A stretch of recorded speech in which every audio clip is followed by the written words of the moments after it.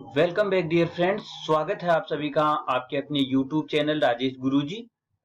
हम पढ़ रहे हैं जनरल साइंस के एमसीक्यूज, जिसमें हमारा टॉपिक चल रहा है एनवायरनमेंट। इसका पार्ट सेकंड आज स्टार्ट करेंगे हम। क्लास स्टार्ट करने से पहले क्लास का लिंक अपने सहपाठियों को जरूर शेयर करें ताकि उन्हें भी इस क्लास का लाभ मिले। चलो स्टार्ट करते हैं आज की क्लास।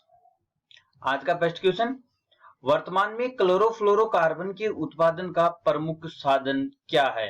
देखो, जो वर्तमान में क्लोरोफ्लोरोकार्बन का उत्पादन है वो अधिक मात्रा में हो रहा है, तो इसका जो उत्पादन हो रहा है इसका प्रमुख कारण हमें बताना है कि इसका प्रमुख कारण क्या है। क्या इसका कारण रेफ्रिजरेटर है, क्या इसका कारण प्लास्टिक के फोम बनाने के उद्योग है, या विमानों में प्रणोदक है, या उपरोक्त सभी हैं। तो क्लोरोफ्लोरोकार्बन के उत्पादन का जो प्रमुख कारण रहेगा वो इनमें से कौन सा है।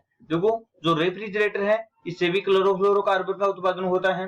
प्लास्टिक के जो फोम बनाने के उद्योग हैं इनसे भी क्लोरोफ्लोरोकार्बन का उत्पादन होता है, और विमानों में जो प्रणोदक होता है उनसे भी क्लोरोफ्लोरोकार्बन का उत्पादन होता है। तो उपरोक्त सभी इसके सही हो जाएंगे, तो ऑप्शन डी इसका राइट है। नेक्स्ट है, यूनियन कार्बाइड फैक्ट्री में किस पदार्थ के उत्सर्जन से लोगों की मृत्यु हुई थी। जो यूनियन कार्बाइड फैक्ट्री है उसमें किस पदार्थ के उत्सर्जन से लोगों की मृत्यु हुई थी। तो जो यूनियन कार्बाइड फैक्ट्री है ये भोपाल गैस कांड के नाम से जाना जाता है इस घटना को। तो इसमें किस पदार्थ का उत्सर्जन हुआ था जिससे लोगों की मृत्यु हुई थी। क्या वो एसिटिलीन था, या मेथिल फॉर्मेल्डिहाइड था, या मिथाइल आइसोसाइनेट था, या उपरोक्त सभी था। तो इसमें किस पदार्थ का उत्सर्जन हुआ था, तो वो था मिथाइल आइसोसाइनेट। ऑप्शन सी इसका राइट हो जाएगा। नेक्स्ट है, निम्न में अम्लीय वर्षा के लिए उत्तरदायी गैसें हैं। जो अम्लीय वर्षा होती है उस अम्लीय वर्षा के लिए उत्तरदायी जो गैसें हैं वो निम्न में से कौन सी हैं। ऑप्शन ए SO2 व CO2, ऑप्शन बी CO2 व NO2, ऑप्शन सी N2O व SO2, और ऑप्शन डी SO2 व NO2। तो इनमें से कौन सी है जो अम्लीय वर्षा के लिए उत्तरदायी गैस हैं। तो ये हो जाएगी SO2 व NO2। ऑप्शन डी इसका राइट हो जाएगा। जो इसमें SO2 होती है उसका योगदान होता है 70%, और जो NO2 होता है उसका योगदान हो जाएगा 30%। ठीक है, तो इसका ऑप्शन डी राइट हो जाएगा। नेक्स्ट, ओजोन गैस का निर्माण किससे होता है। जो ओजोन गैस होती है O3, तो इसका निर्माण किससे होता है। ऑक्सीजन से होगा, या नाइट्रोजन से होगा, या ऑर्गन से होगा, या हाइड्रोजन से होगा। तो ओजोन गैस का जो निर्माण होता है वो ऑक्सीजन से होता है। ऑप्शन ए इसका राइट हो जाएगा। नेक्स्ट है, निम्न में से पृथ्वी की रक्षा कवच के रूप में कौन करता है। जो पृथ्वी की रक्षा है वो कवच के रूप में कौन करता है, ये क्वेश्चन है हमारा। तो इनमें से हमें चार ऑप्शन में से बताना है कि जो पृथ्वी की रक्षा जो कवच होता है वो कौन सा है। क्या वो समताप मंडल है, या क्षोभ मंडल है, या ओजोन मंडल है, या आयन मंडल है। तो इन चारों में से कौन सा सही होगा। तो ये हो जाएगा ओजोन मंडल। तो जो पृथ्वी का जो रक्षा कवच है वो कौन सा है, ओजोन मंडल। तो ऑप्शन सी इसका राइट हो जाएगा। नेक्स्ट है, ओजोन परत का मुख्य कार्य क्या है। तो ओजोन परत का मुख्य कार्य हमें बताना है, क्योंकि रक्षा कवच कहला रही है। तो रक्षा कवच कहला रही, तो इसका मुख्य जो कार्य है वो क्या है। क्या ये पृथ्वी से जाने वाली उष्मा को रोकना, क्या अंतरिक्ष से आने वाले उल्का पिंडों से पृथ्वी को बचाना, या सूर्य की उष्मा को रोकना, या पराबैंगनी किरणों को रोकना। तो रक्षा कवच कहला रही है तो ये कुछ महत्वपूर्ण कार्य कर रही होगी। तो इनमें से वो महत्वपूर्ण कार्य कौन सा है, पराबैंगनी किरणों को रोकना। ऑप्शन डी इसका राइट हो जाएगा। ठीक है, नेक्स्ट है, निम्न में से अम्लीय वर्षा के लिए मुख्य उत्तरदायी गैस है।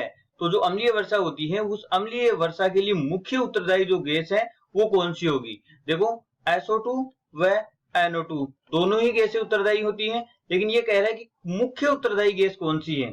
तो फर्स्ट है sulphur dioxide, second chlorofluorocarbon, third nitrogen dioxide, और फोर्थ हो जाएगा कार्बन डाइऑक्साइड। तो हमें बताना है कि मुख्य उत्तरदायी गैस कौन सी होगी। तो ये हो जाएगी सल्फर डाइऑक्साइड। ऑप्शन ए इसका राइट हो जाएगा। तो जो सल्फर डाइऑक्साइड है इसका 70% योगदान होता है, लेकिन जो NO2 होता है उसका 30% योगदान ही होता है। तो मुख्य उत्तरदायी गैस कौन सी होगी? Sulphur dioxide. नेक्स्ट है, निम्न में से अम्लीय वर्षा के लिए उत्तरदायी अम्ल है। अम्लीय वर्षा के लिए उत्तरदायी अम्ल कौन सा होगा? क्या हाइड्रोक्लोरिक अम्ल है, या सल्फ्यूरिक अम्ल है, या एसिटिक अम्ल होगा, या ऑक्जेलिक अम्ल होगा? तो इनमें से उत्तरदायी जो अम्ल है वो कौन सा है? तो ये हो जाएगा सल्फ्यूरिक अम्ल, H2SO4। ऑप्शन 20 का राइट हो जाएगा।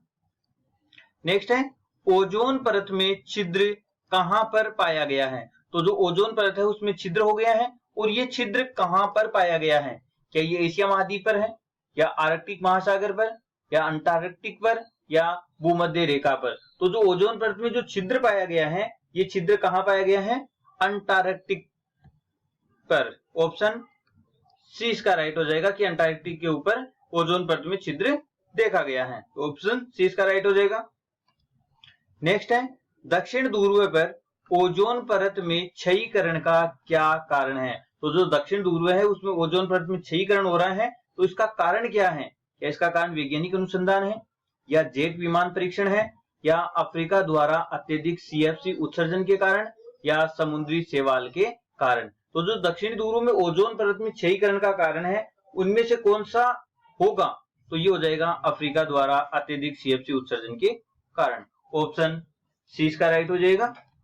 नेक्स्ट है, हरित गृह प्रभाव के लिए निम्न में से मुख्य रूप से कौन सी गैस उत्तरदायी है? तो जो हरित गृह प्रभाव होता है, इस हरित गृह प्रभाव के लिए मुख्य रूप से कौन सी गैस उत्तरदायी है, ये हमें बताना है। क्या कार्बन डाइऑक्साइड होगी, या क्लोरोफ्लोरोकार्बन है, या सल्फर डाइऑक्साइड है, या नाइट्रस ऑक्साइड है? तो इन चारों ऑप्शन में से कौन सा सही हो जाएगा?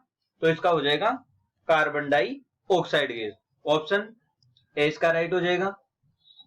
नेक्स्ट है, ब्लू बेबी सिंड्रोम अन्य किस नाम से जाना जाता है? तो जो ब्लू बेबी सिंड्रोम होता है इसका अन्य नाम भी है, तो वो अन्य नाम क्या है वो हमें बताना है।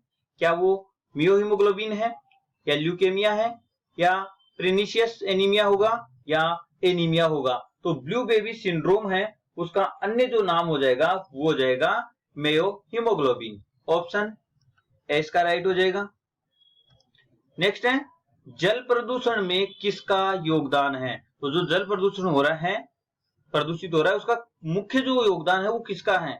क्या चरम धावन उद्योग का है, या बैटरी उद्योग का है, या वाहनों के अपशिष्ट हैं, या उपरोक्त सभी हैं? तो जो जल प्रदूषित हो रहा है उसका कारण चरम धावन उद्योग भी है, बैटरी उद्योग भी है, और वाहनों के अपशिष्ट पदार्थ भी हैं। तो उपरोक्त सभी। ऑप्शन डी इसका राइट हो जाएगा।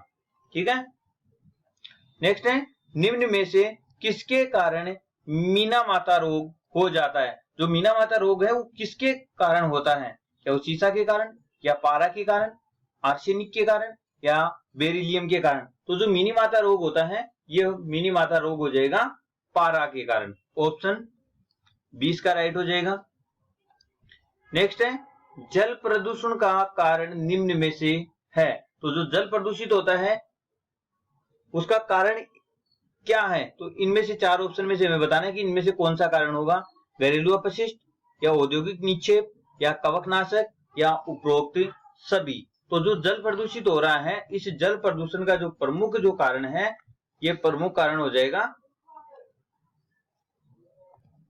जल प्रदूषण के कारण में घरेलू अपशिष्ट भी आ जाएगा, औद्योगिक निक्षेप भी आ जाएगा, कवकनाशक भी आ जाएंगे। तो इसका हो जाएगा उपरोक्त सभी। ऑप्शन डी इसका राइट हो जाएगा।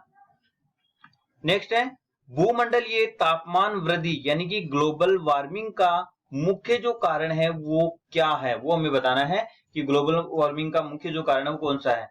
ओजोन का क्षयीकरण, अम्लीय वर्षा, हरित गृह गैसों की वृद्धि, और सूर्य का उत्तरायण। तो ग्लोबल वार्मिंग का जो मुख्य कारण है ये मुख्य कारण हो जाएगा हरित गृह गैसों की वृद्धि। ऑप्शन सी इसका राइट हो जाएगा। नेक्स्ट है, हरित गृह प्रभाव का मुख्य लाभ क्या है? तो जो हरित गृह प्रभाव है इसका मुख्य लाभ क्या होता है? क्या ग्लेशियर का पिघलना होगा, या असामयिक कृषि फसलों का उत्पादन करना, आग की घटना अधिक होना, वायुमंडल में तापमान वृद्धि होना। तो हरितगृह प्रभाव का जो मुख्य लाभ होगा वो क्या होता है, ये होता है असामयिक कृषि फसलों का उत्पादन करना, यानी कि बिना ऋतु के हम फसलें कभी भी उगा सकते हैं, ये इसका मुख्य लाभ होता है। तो ऑप्शन 20 का राइट हो जाएगा। नेक्स्ट है, निम्न में से कौन हरितगृह प्रभाव पर आधारित घटना है। तो इनमें से कौन सी जो घटना है वो हरितगृह प्रभाव पर आधारित है। बंद शीशे वाली गाड़ी में तापमान बढ़ना, नर्सरी में हरे पारदर्शक पर्दे का उपयोग, वायुमंडल में रात्रि में तापमान अधिक रहना। तो उपरोक्त सभी इनमें से कौन सा कारण है, कौन सी घटना है जो हरितगृह प्रभाव पर आधारित होती है। तो जो बंद शीशे वाली गाड़ी में तापमान बढ़ना, बिल्कुल ये हरितगृह प्रभाव पर आधारित घटना है। नर्सरी में हरे पारदर्शक पर्दे का उपयोग करना, बिल्कुल ये भी हरितगृह प्रभाव पर आधारित होता है। और वायुमंडल में रात्रि में तापमान अधिक रहना, ये भी इसी पर आधारित घटना है। तो उपरोक्त सभी, ऑप्शन डी इसका राइट हो जाएगा।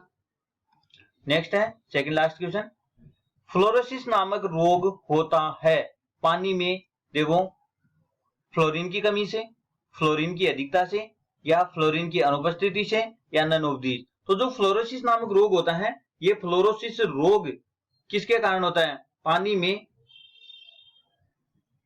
फ्लोरीन की अधिकता से। ऑप्शन 20 का राइट हो जाएगा। नेक्स्ट है आज का अंतिम क्वेश्चन, निम्न में से किसकी अधिकता से ब्लू बेबी सिंड्रोम रोग हो जाता है। तो जो ब्लू बेबी सिंड्रोम रोग होता है वो किसकी उपस्थिति के कारण होता है, क्या पारा की उपस्थिति के कारण, कार्बन डाइऑक्साइड की, या नाइट्रेट की, या आर्सेनिक की उपस्थिति के कारण। तो जो ब्लू बेबी सिंड्रोम रोग होता है ये नाइट्रेट की उपस्थिति के कारण होता है। ऑप्शन सी इसका राइट हो जाएगा। ठीक है, आज के लिए इतना ही, बाकी का देखेंगे हम नेक्स्ट पार्ट में। वीडियो अच्छा लगे तो लाइक शेयर और सब्सक्राइब करना ना भूलें। Thank you.